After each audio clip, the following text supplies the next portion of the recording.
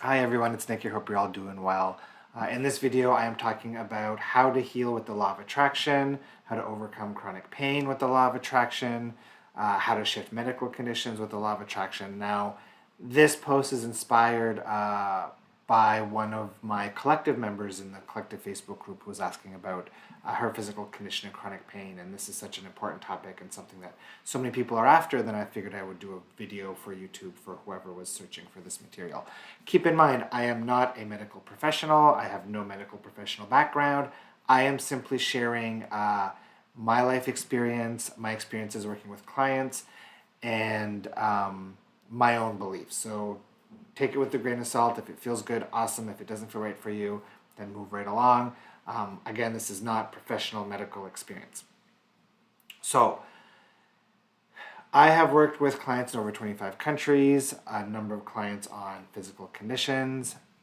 The conditions where I see fairly significant shifts in looking at the mental emotional root causes, looking at sources of resistance, are things like IBS, are things like autoimmune disease. Fibro is extremely responsive to this stuff. Arthritis, I've seen major shifts. And, we're not just talking about physical pain, but also anything that creates states of unease in the body can be looked at. So, for example, things like low iron, things like headaches. So, headaches is often rooted in stress and pressure and overwhelm. That stress, that pressure in your head comes from pressure that people are putting on themselves in their life in many instances. So we're not going to dig into the details of all of that. Here's what you need to do if you're looking to overcome chronic conditions. So there's two key things you really need to look at. One is what I call the vibrational root cause. And by the way, Abraham Hicks says that there is a stream of well-being that is always being channeled to us. And the root cause of any condition is because we're pinching off that stream of well-being. So it's really about two things. One, it's identifying what you're doing that's pinching off that stream of well-being. Typically, it's what I call dominant negative emotions. It's resistance that you're practicing that you don't realize that you have. So the way you identify that is doing something called an attraction point audit. I do it with all of my clients in our very first session. It's outlined how to do it is in my book, Power Manifesting. So if you've never done an attraction point audit and you want to know what's going on in your attraction point, what kind of resistance you're practicing, that's causing the pinching off of your well-being, that's where you want to start. So there's two things you always need to do when it comes to healing the physical body based on my life experience, based on my beliefs. Number one is identifying and dealing with that root cause. So that stream of well-being is being pinched off from resistance. The way you can tell you have resistance in your body is because you're always in that tense and tight state, right? Right now, take a second and measure on a 0 to 10 scale. How tense are you in your body? 10 being super tense, 0 being completely relaxed. Take a second and measure how tense you feel and how relaxed you feel. Most people, when I ask that question, they're averaging from like a 5 to a 10. So just by default, most people are tense in their body. And my belief and what I've seen is it's being tense, whether you realize you're tense or not, that cuts off that stream of well-being. And what happens in the case of chronic pain is people are tense for so long that the default becomes that tense state because our subconscious mind gets reprogrammed through repetition.